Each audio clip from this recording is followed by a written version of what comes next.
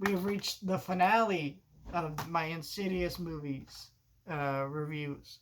Insidious: The Last Key, which is the fourth one, and I'll be watching the uh, the fifth one next Thursday at the time of recording this video, and I'll have that review out for you on Friday, so it'll be fun. I really enjoy Insidious: The Last Key.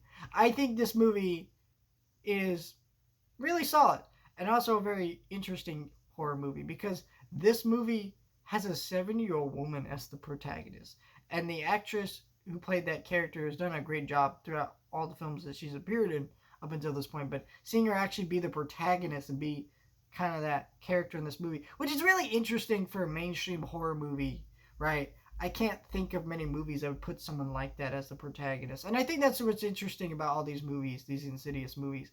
Not all of them are great. None of them are bad. They're all good movies.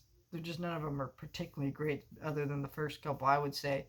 But this movie adds a lot to the franchise, but they all continue the story, and they're all really unique, interesting movies.